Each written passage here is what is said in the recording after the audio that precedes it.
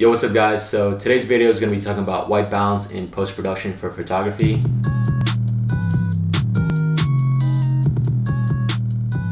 So I won't be talking about like video settings or anything like that because that's a little bit different, but for photography and for post-production specifically, this video is going to be revolved around that, and I highly recommend you watch an actual video about white balance and what it is specifically from other YouTubers, but this video will be like how I use it to edit. But just to touch on like my camera settings really quickly, I shoot in auto white balance most of the time because I shoot in RAW, so there's a lot of flexibility in post, so it doesn't really matter too much. But even if you're shooting JPEGs, I think auto white balance is fine. Most of the time it does a decent job and you can make minor adjustments. So I'm going to be editing my photos in Lightroom, but you can use whatever photo editing software out there you want because these are just white balance principles and I'm pretty sure they're applicable to any photo editor out there. So why am I making a video on white balance? Well, I think like white balance is just one of those things that might be brushed off as like pretty simple, but more and more recently I've been using it to make a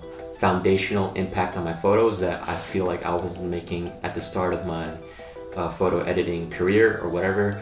And yeah, there's just like many ways to skin a cat, right? Previously I was using the HSL a lot more to adjust my colors and stuff, but more recently I've been using my white balance like more as a base. I still use the HSL and color calibrator, but more recently I felt like my white balance adjustments have made a huge impact on my photos, and I just kind of want to share that. And maybe in the future I might find like another setting that I use more to set up the base of my photo, or something I find that's more important or equally as important. But for now and more recently I've found that it's been helping me a lot, so I thought I would spread what I found, and maybe you find this video helpful, or maybe you can give me some tips and pointers because I think we can always learn and there's many ways to do a thing. So this video will basically be kind of like a walkthrough kind of video, but this is just the intro, and I'll be just like talking a little bit like I talked a little bit before, and I'll be talking a little bit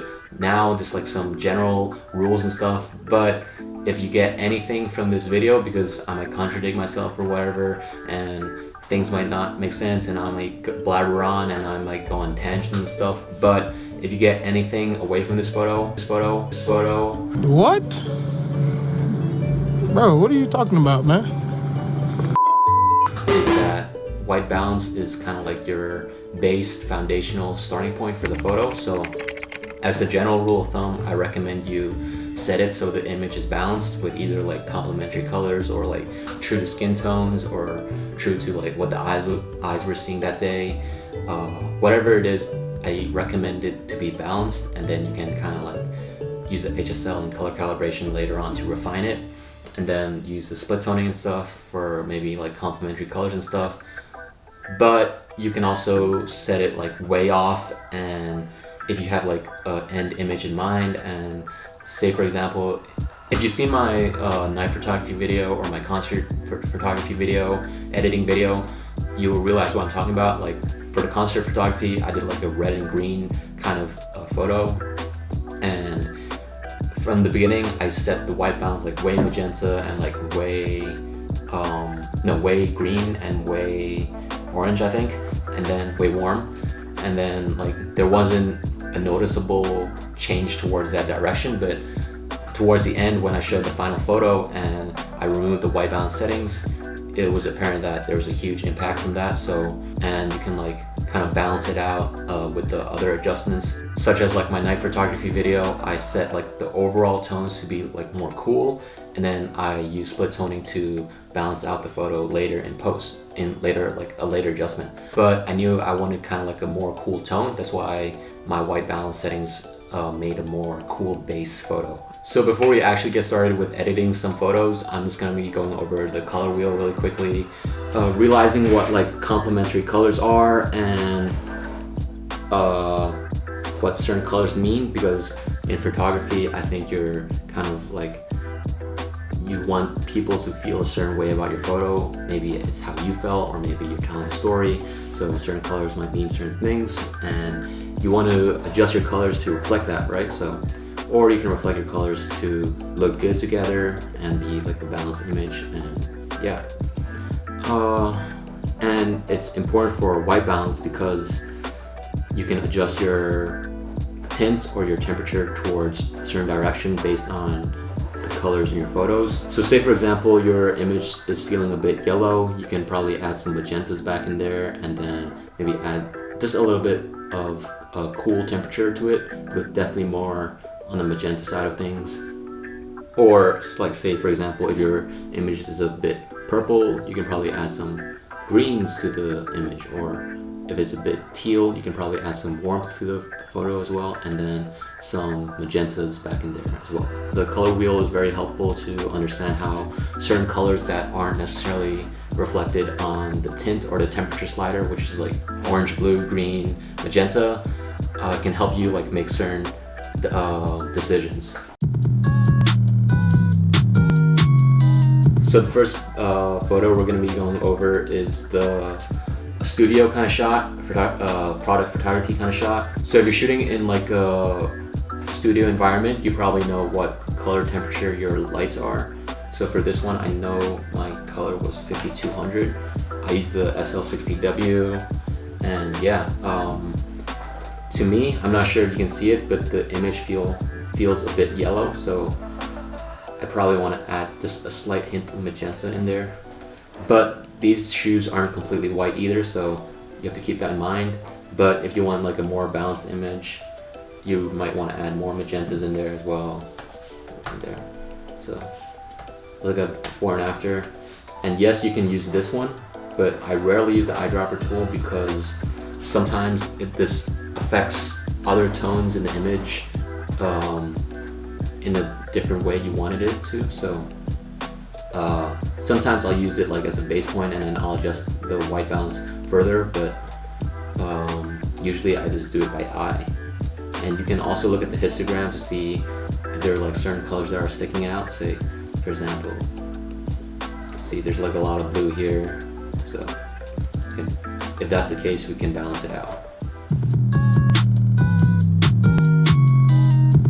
Okay, so for the next photo, it's kind of like a real estate photo. Again, you should know like what your camera flash settings are, but this is not a raw photo and I don't know it. But we're gonna do this one by eye because it can help train you a little bit. So I'm not sure if you can see it, but what I'm seeing is a bit of yellow and greenish tones from the image. So I'm gonna add some magentas in there. So already it's looking a lot more balanced, and then I feel like we want to adjust the tones a little bit to reflect the image. And then yeah, that honestly looks fine to me. So this is before, after.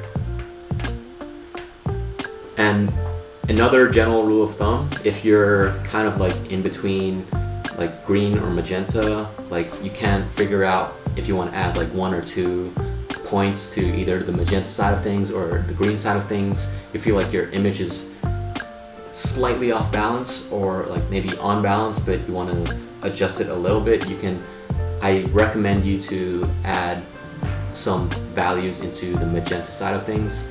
That's because I feel like it's just a lot more pleasing to the eye. A lot of times Canon color science gets praised and Sony color science is criticized.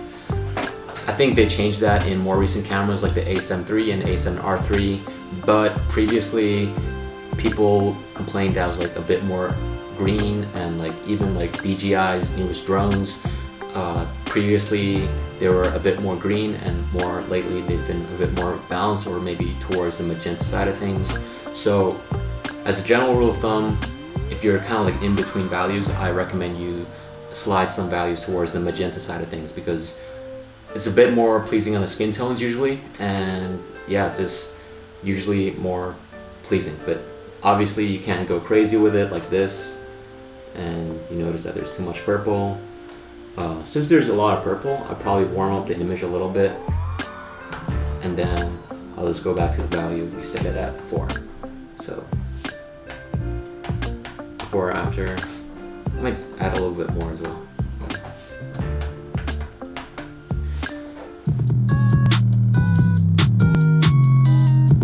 Okay, so for this photo, it's kind of like an outdoor shoot. It's kind of like a sunny kind of day, fashion kind of shoot. And again, it's kind of like a walkthrough video, so I'm just gonna be saying what I'm thinking. I think there's a bit of yellow, greenish tones, and yeah, I think the temperature-wise, it's mostly fine, but I can add a bit of magenta in there. So actually, let's see what it does. Yeah, actually, I want it to be a bit more cool because I think the skin tones, we can still adjust it later on, but I kind of want like a complementary color set between like the more skin tones and the skies. So maybe like 50-100, and then like later on we can make our adjustments to the curves and stuff. And then when we make the adjustments to the curves, I noticed that we can add a bit more magenta in there because I feel like it's slightly yellow.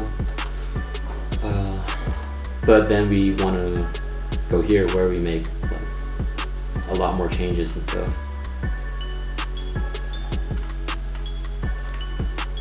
Yeah, probably want to turn down the highlights and just do some quick adjustments. But hopefully when I was making the white balance settings, it kind of made sense. See if we go back on the white balance. I'm not sure if you noticed that, but right now it's looking a bit green. So Command Z, and right now it's looking a bit warm. So I think this is a lot more balance between the skin tones in the sky and like the overall tones of the image.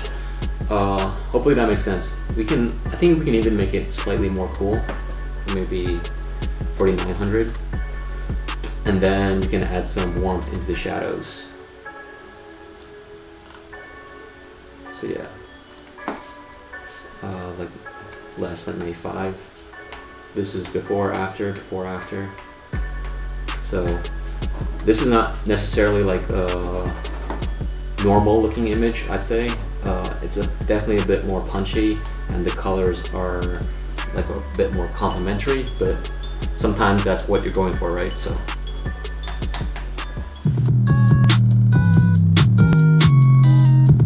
okay, so for this picture, it's kind of like a concert photography picture, and you kind of get all these crazy lights everywhere, and they're all different colors and stuff. So for this example, I'm gonna be going towards like a more natural kind of looking colors and stuff.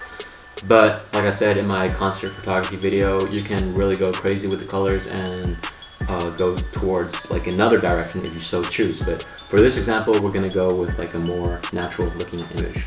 So for this image, we kind of see like her skin tones is like feeling a bit magenta. So we probably want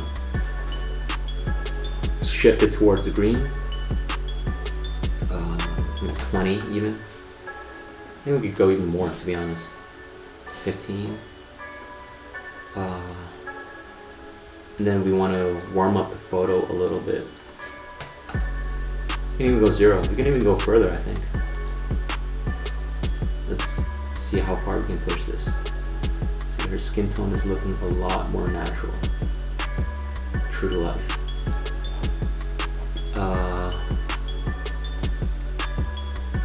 Yeah, we want to warm it up a little bit.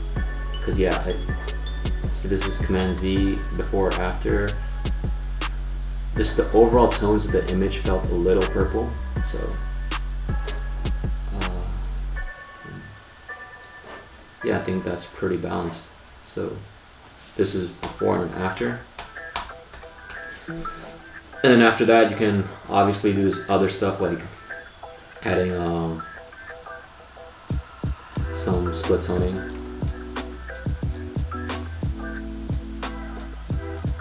Maybe we can use what's in the picture, but yeah, something like that. So before after. Looks a lot more natural in my opinion, and sometimes that's what people are going for.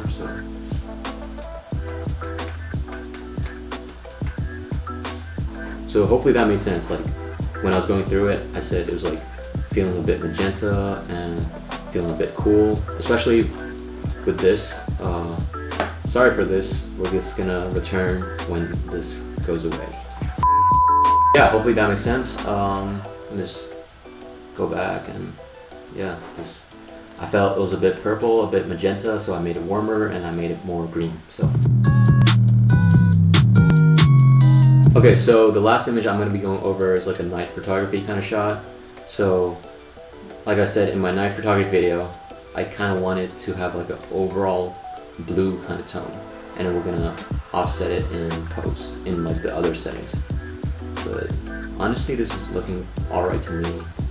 Like I basically only did the temperature change, and you can add some contrast in there, and maybe even more cool. It's looking a little bit purpley, so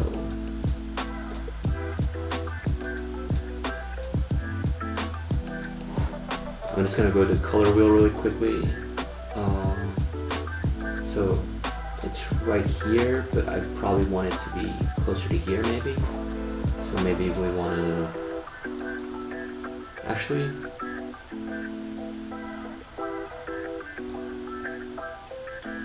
yeah, I think that looks a lot better. And then we can balance it with some split toning. So make it a little bit brighter, and then maybe adjust it here as well, just a little bit.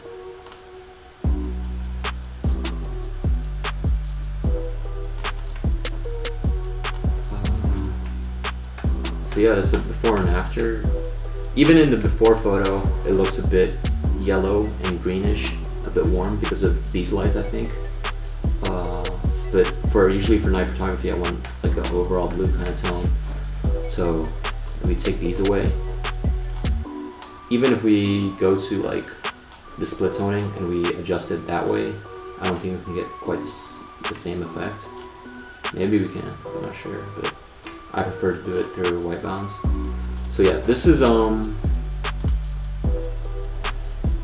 yeah, the warm tones in the shadows looked a lot better. So these are like some shadows here, and overall it looks like a lot more flat. That's why I recommend you to set the base image from the white balance. And yeah, I don't know, hopefully that makes sense. Alright, so I'm just going to be going over some photos really quickly, some edited photos, but I'm just going to show you like the difference the white balance makes. So this is the base white balance settings, but you notice it's like feeling a bit orange, I'd say. So we probably cool it off a little bit.